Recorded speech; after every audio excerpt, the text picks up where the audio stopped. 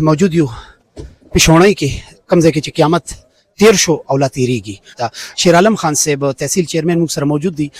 سر موږ سره دا غم چې دی دا لک شریک کوي چې ډیفینیټلی پوره دنیا خبر شو. خو تاسو سویل غواړئ ولې چې تاسو لوکل پرسن یې نو تاسو به هغه خبره کوئ چې کومه اتھنټیک وي او حقیقت وي. بسم الله الرحمن الرحیم. تاسو ډیره زیاته شکریا مننه.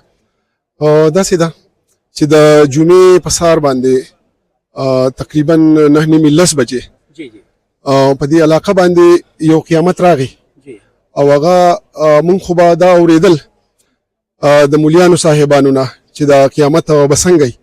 نو زه وایم چې د دې علاقې چې څومره خلک دي نو هغوی د قیامت دا نشانې دا په خپلو سترګو د جمعې په ورځ لیدلي دي.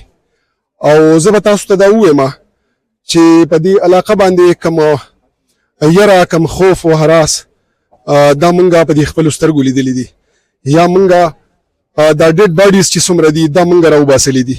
د 209 پورې ډیډ باډیز چې دي دا ریکور شوي دي او په سونو باندې اوس هم لا زمونږه ډیډ باډیز چې دي هغه لا اوسه پورې ریکور نه دي. تاسو دلته ګورئ مونږ د بیشونی په سپاټ باندې موجود یو. دا خلک لګیا دي تلاش کوي د ډیډ باډیز. خو دلته چونکې زمونږ سره چې کومه مشینري ده نو د هغې راتلل دلته ګران دي.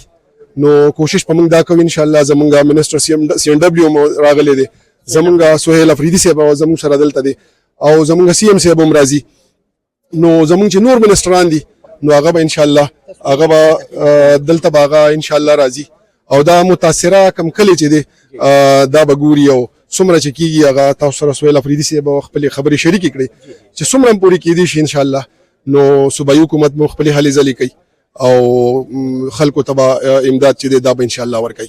سرجي د دې ځای کوم خلک چې دي کنه دا غوي کورونه مران شو، کاروبار هم ختم شو او ډیر کورونه پکې داسې دي چې ال دلته کې یو چاړه دی غریب سپیشل دی او دا هغه وایي چې تقریبا 36 کسان چې دي هغه سیلاب ویوړل.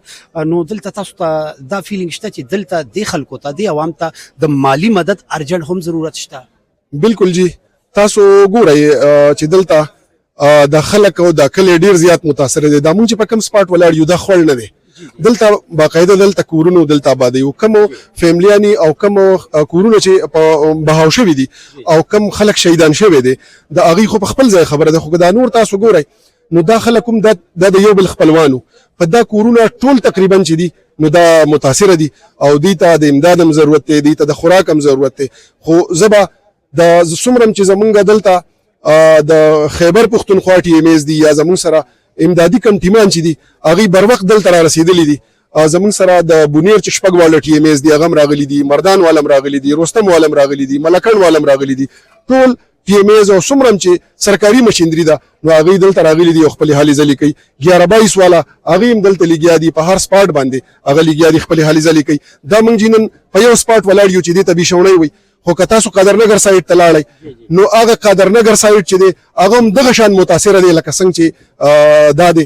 او د دې نه علاوه دا یو ځای نه دی جي.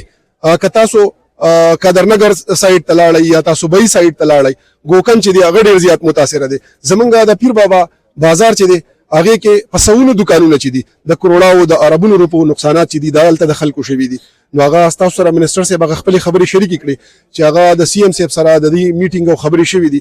نو ان شاء الله څومره هم پورې چې ممکن وي نو دوی به خپل تعاون چې دی هغه به ان شاء الله کوي. سی ام صاحب خپل هم وزټ کوي دلته ان شاء الله.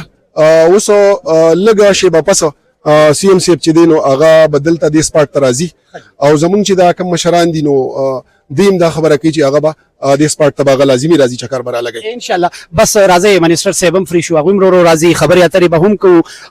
یو دا د دې ځای راته د خلک چې دي دا مطمئن دي مطلب د دوی سره یې ده چې د صوبایي حکومت نه مطمئن دي دا مرسته چې کېږي دې حوالې سره.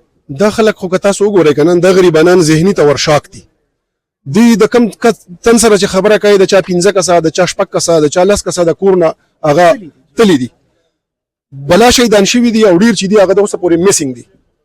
نو دا چې څومره هم دي د دې ځای لوکل خلک دي دا بالکل د حکومت نه چې دي نو دا داتې مطمئن دي. او تاسو په خپلو سترګو ګورئ چې که هغه ټي ایم ایز دي او هغه که سی ان ډبلیو دا یا نورې ادارې دي یا نور امدادي ټیمان دي نو هغه دلته په سپاټ باندې موجود دي او خلک یو لاست خبره کومه چې زه ذاتي تور باندې دا خبره فیل کومه زمونږ په ملک کې ډیر زیات سیاسي جماعتونه شته په خیبر پښتونخوا کې شته چې څنګه تاسو په خپلو کې د کمپټیشن سره الیکشن کوئ خو نن داسې ورځ ده چې هغه ان پی ده پی ټی آی ده جمعیت علما اسلام ده جماعت اسلامي ده یا هر څومره پارټیانې دي د هغوی ته تاسو دا میسج ورکوئ چې دا ورځ چې ده دا داسې ورځ ده راځئ چې موږ د خپلو پښتنو ورونو سره ودرېږو څه پیغام ورکوئ؟ ډېر ښه کوېسچن هم وکړو.